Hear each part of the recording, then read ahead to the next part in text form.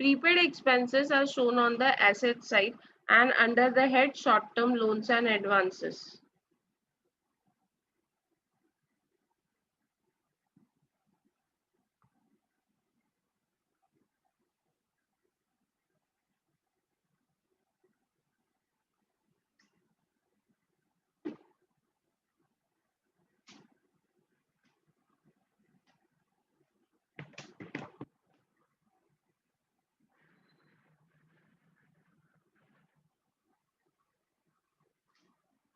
ये लिख के ले रहे हो आप लोग? Are you writing it down? Write down. Prepaid expenses will come in balance sheet under the head short-term loans and advances. Outstanding expenses in trial balance will be shown under the head creditors, that is trade payable. Trade payable में आएगा. It will come under the head trade payable. लिखो लिखो ये सब लिखो. यही आपके objectives में आने वाला है. यस शर्वरी मैम, क्या हुआ आपकी तबीयत को? All okay? हाँ अरे यार आपने हाँ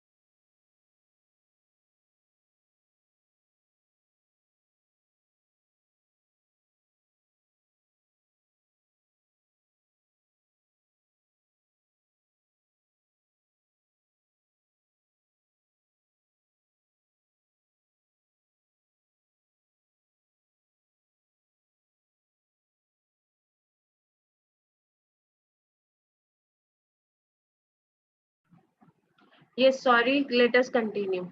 Income received in advance is given in trial balance, it will come under other current liability. We all know income received in advance is a liability. अगर liability है तो कौन से साइड में कौन से हेड में आएगा liability के? तो other current liability. See, this is your objective. अभी मैंने लिखा income received in advance will come will come in profit and loss account, revenue statement, other income. ऐसे करके हम आपको 4 ऑप्शंस देंगे. You need to identify the correct option. Income due not received, income due but not received. आपको trial balance में दिया हुआ है income due but not receive means income is receivable, it means income is receivable. Income receivable कहाँ आएगा? where will income receivable come? It will again, it is asset. Income receivable is an asset. Asset में भी कौन से head में? तो asset में भी कौन से head में? तो other current asset.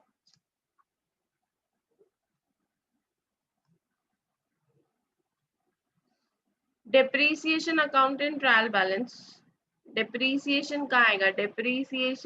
Depreciation में आएगा प्रॉफिट एंड लॉस अकाउंट के डेबिट साइड में, profit and loss account depreciation and amortisation में आएगा। अगर डिप्रीसिएशन ऑलरेडी चार्ज है और आपको ट्रायल बैलेंस में दिया हुआ है, then it comes under profit and loss account, profit and loss account, amortisation, depreciation and amortisation.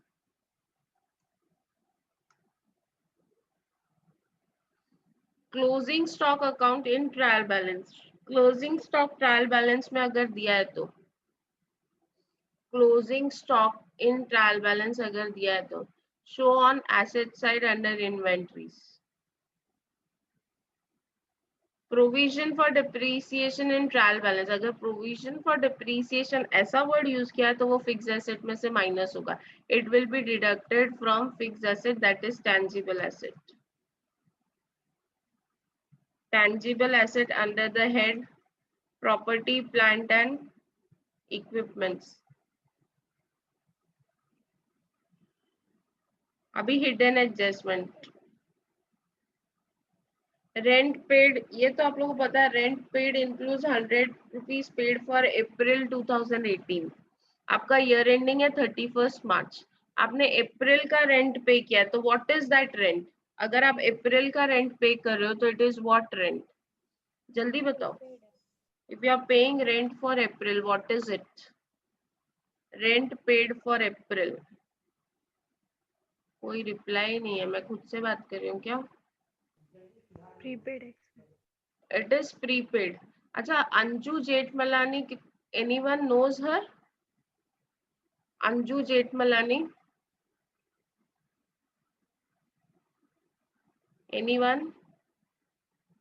Anju याद है, अपने SY BCom एक ही स्टूडेंट है। If anyone knows her or has her contact, please tell her to contact office immediately. Otherwise उसका TY का form invert नहीं होगा। And students who have not yet paid the fees,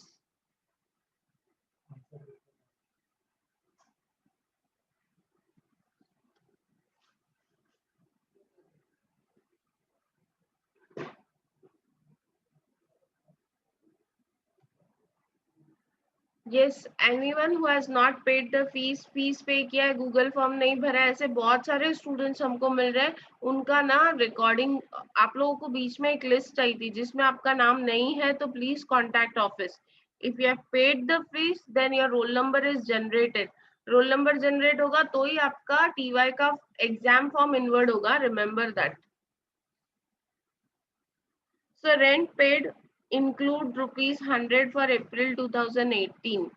deduct 100 rupees rent paid, ये आप profit and loss account में से 100 rupees minus करोगे। Rent वैसे प्रॉफिट एंड लॉस अकाउंट में कौन से हेड में जाता है?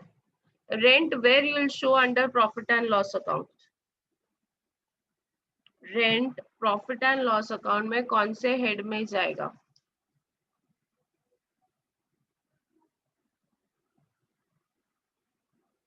Debit side. क्या डेबिट साइड? वर्टिकल फॉर्मेट है ना कशिश? वर्टिकल फॉर्मेट में आपका, मैं आपको जस्ट रिकलेक्ट कराती हूँ। रिकलेक्ट करते हैं कि हम लोगों ने vertical form of profit and loss account किया था, जिसमें हम लोगों ने लिखा था revenue from operations other income, total revenue. उसमें लेस एक्सपेंसेस किए थे। एक्सपेंसेस में raw material consume, purchase of finish goods, change in inventory, change in inventory of traded goods हम लोगों ने लिया था। उसके बाद हम लोगों ने WIP लिया था, change in WIP and stock in trade. उसके बाद हम लोगों ने फाइनेंस एक्सपेंसेस लिया था, डिप्रीसिएशन एंड अमोर्टाइजेशन लिया था, एम्प्लॉय कॉस्ट लिया था, एम्प्लॉय कॉस्ट, और उसके बाद लास्ट में हमने लिया था मिसलेनियस एक्सपेंडिचर। कौन से हेड में जाता है? रेंट। इन सब में कौन से हेड में जाएगा rent paid? Under which head? जल्दी बोलो।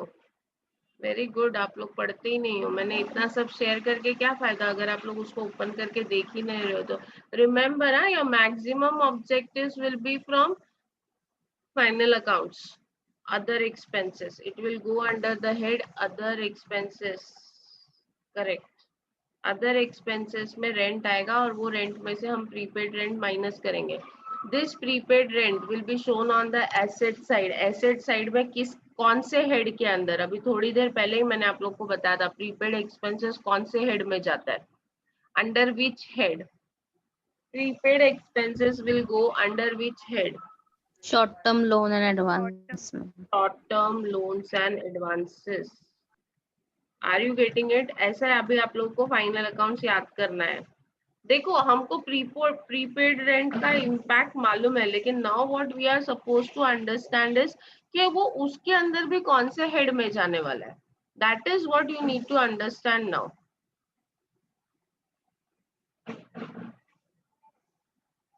Short term loans and advances.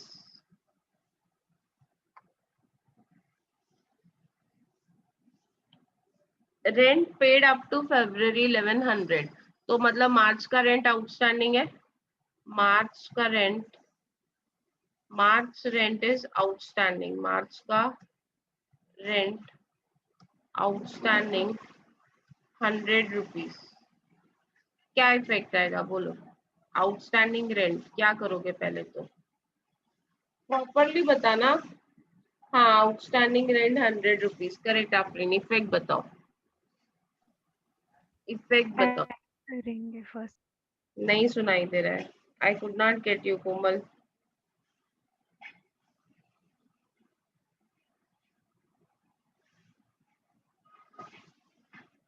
Yes, it is outstanding rent. Impact बताओ.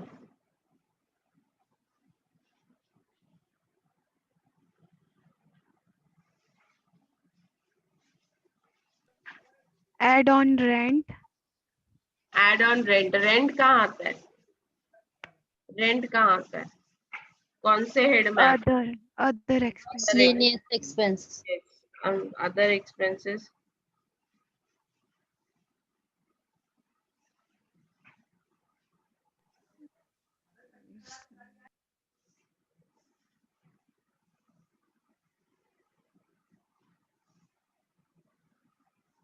Yes, what else? Liability side में आएगा कौन से हेड में? कौन से हेड में? Trade. Creditor. Trade payable. Trade payables में. Correct. Very good. Rent received up to February 2018 2800. Again यही वो ही है, आउटस्टैंडिंग रेंट है. सॉरी, ये रेंट रिसीवेबल है. रेंट रिसीवेबल का इफेक्ट बोलो क्या होगा? रेंट रिसीवेबल का इफेक्ट बोलो क्या होगा? What would be the effect of rent receivable?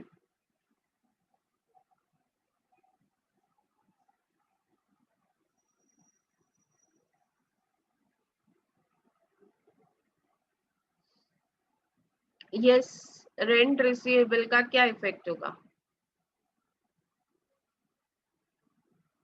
एक तो आप रेंट रिसीव में ऐड करोगे और ये रेंट रिसीव कौन से हेड में जाएगा? तो it will go under the head other income. कौन से हेड में जाएगा? अदर इनकम के हेड में जाएगा. और सेकेंड इफेक्ट, सॉरी मैंने गलत जगह पे लिख दिया.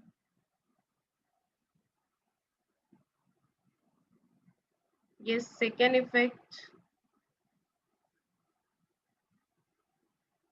किधर जाएगा? रिसीवेबल.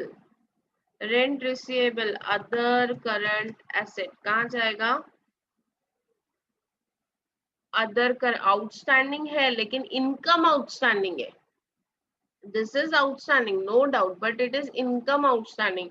सो इनकम आउटस्टैंडिंग आपके अदर इनकम में जाएगा और उसके बाद अदर करंट एसेट में जाएगा.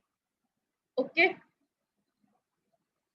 रेंट अगर एडवांस में मिला है तो अदर करंट लाइबिलिटी में जाएगा और रेंट रिसीव में से माइनस होगा.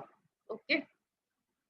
Lease hold land rupees 5 lakh for 5 years from 1st April 2017.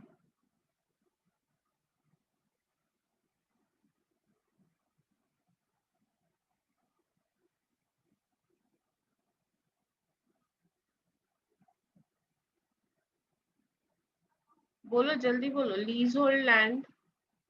Lecture खत्म होने के बाद रीजॉइन ना. Leasehold land. Leasehold land आप कहाँ दिखाओगे? लीज होल्ड लैंड कहाँ दिखाओगे? Where you will show leasehold land? Asset में. एसेट में कौन से हेड में? एसेट में तो आएगा, करेक्ट है. लीज लैंड और तो एसेट में ही आएगा, लेकिन कौन से हेड में आएगा? Intangible. Intangible. Intangible. Land intangible है. नहीं मैम, टेंजिबल. टेंजिबल एसेट्स में आएगा. प्रॉपर्टी प्लांट एंड इक्विपमेंट में जो टेंजिबल फिक्स एसेट है उसमें आएगा. करेक्ट. अब इस एडजस्टमेंट का इफेक्ट क्या है? मतलब इसका मतलब है आपको एमोटाइज करना है इसको 5 इयर्स में राइट ऑफ करना है. मींस एवरी ईयर आपको 20,000 राइट ऑफ करना है. 20,000 राइट ऑफ करना है तो आप क्या करोगे? 20,000 राइट ऑफ करना है तो आप क्या करोगे? Ma'am depreciation.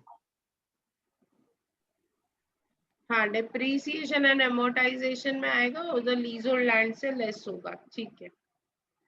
ओके, चलो next. Loan from XYZ rupees 10,000 taken on 1st April 2017. Interest at the rate of interest to XYZ at 10% per annum rupees 500. चलो बोलो किधर जाएगा? Outstanding interest है.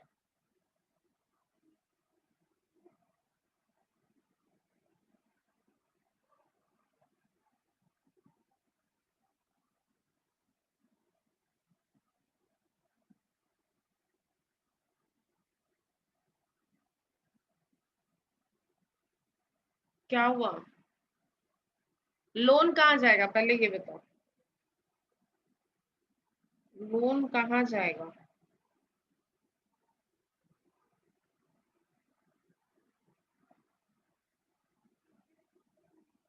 लोन कहाँ जाएगा?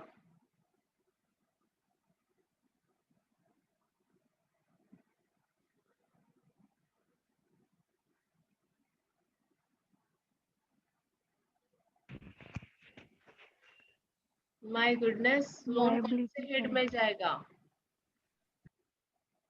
Short term borrowings. यहाँ पे बोरोइंग कितने पीरियड के लिए है ये नहीं दिया है, तो we can actually assume it as long term borrowings. हम क्या करेंगे ना, इसको लॉन्ग टर्म बोरोइंग्स अज्यूम करेंगे. Will assume it as long term borrowings. अब उस पे इंटरेस्ट आउटस्टैंडिंग है 500 rupees. Interest outstanding, interest due कहाँ आएगा? Liability side. हाँ, लाइबिलिटी में हेड है ना बहुत सारे. कौन से हेड में आएगा?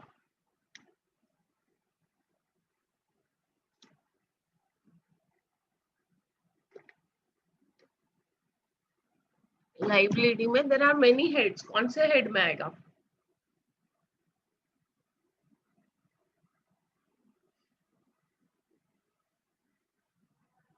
अदर करंट लाइबिलिटी कहाँ आएगा?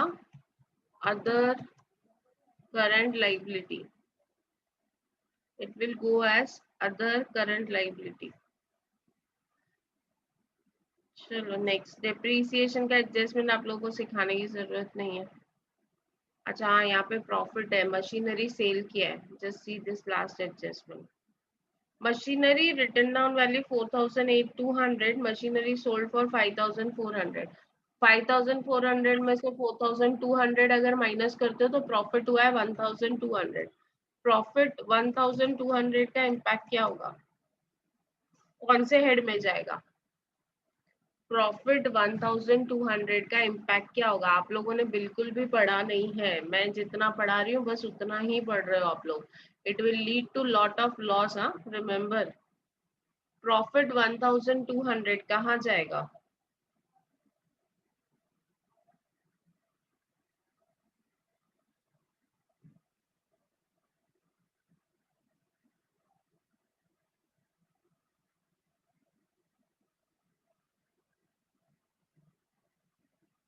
बोलो जल्दी बोलो।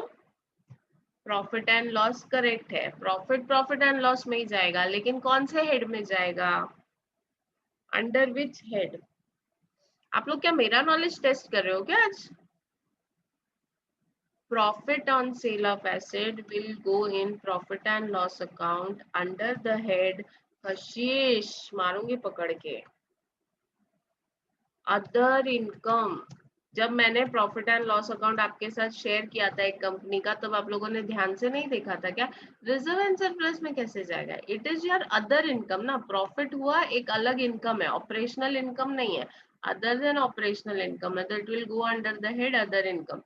डिडक्ट ₹4,200 और जो मशीनरी सेल हुई है वो मशीनरी के बुक वैल्यू में से माइनस करना है, मशीनरी की बुक वैल्यू में से माइनस करना है। ओके समझ में आया आपको? Is it clear? Are you all getting it? थोड़ा Yes, ma'am. डिफिकल्ट जाएगा अभी आप लोगों को, क्योंकि आप लोगों ने थोड़ा भी नहीं पढ़ा है। चलो now we come to main adjustments, that is provision for income tax. See, आप लोगों ने देखा net profit before tax, exceptional item and extraordinary item. उसके बाद अगर एक्स्ट्राऑर्डिनरी और एक्सेप्शनल आइटम नहीं है तो हमको टैक्स का प्रोविजन करना पड़ता है। Now you all are studying tax. ये साल में जो इनकम कमाते हैं उस पर टैक्स हम नेक्स्ट ईयर भरते हैं, वी पे टैक्स नेक्स्ट ईयर, करेक्ट? तो जब आपको प्रॉफिट पता चलता है कि ये साल का प्रॉफिट इतना है, तो उस पर आप इनकम टैक्स प्रोवाइड करते हो, you create a provision for income tax. Profit and loss account से आप प्रोविजन क्रिएट करते हो। एंट्री इज, ये लिखो चलो, write down, entry for provision for income tax. जब आप इनकम टैक्स के लिए प्रोविजन करते हो कि नेक्स्ट ईयर मुझे 40,000 इनकम टैक्स भरना है, तो entry is, that time the entry is provision for income tax. Entry is profit and loss account debit to provision for tax.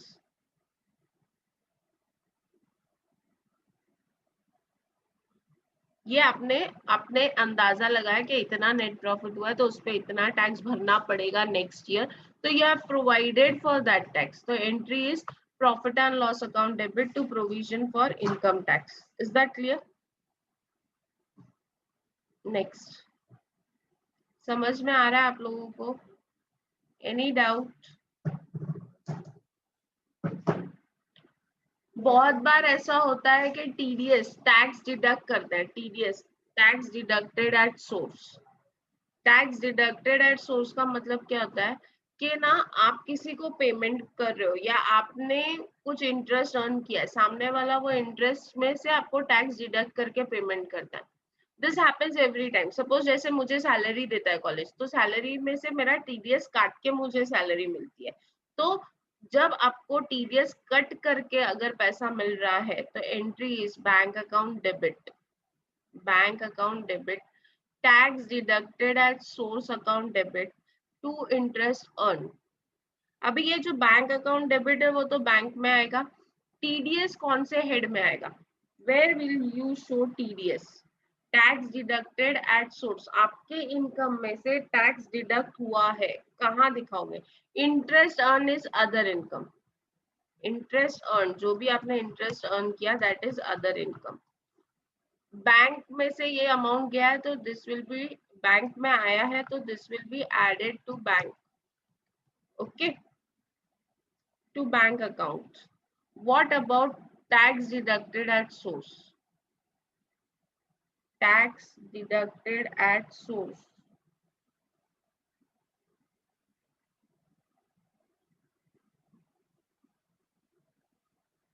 What is the entry for tax deducted at source?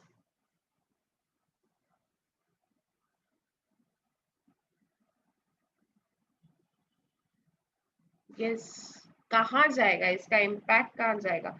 मतलब अगर आपको trial balance में भी TDS दिखाया है तो आप कहाँ दिखाओगे? देखो टीडीएस है ना, आपको दो जगह पे दिखाया जा सकता है, एक एसेट साइड, एक डेबिट साइड में और एक लाइबिलिटी साइड में। मतलब एक डेबिट एक क्रेडिट, ये डेबिट वाला टीडीएस है, इसको कहाँ दिखाओगे? Now tax deducted at source का मतलब होता है टैक्स पेड इन एडवांस। क्या होता है इसका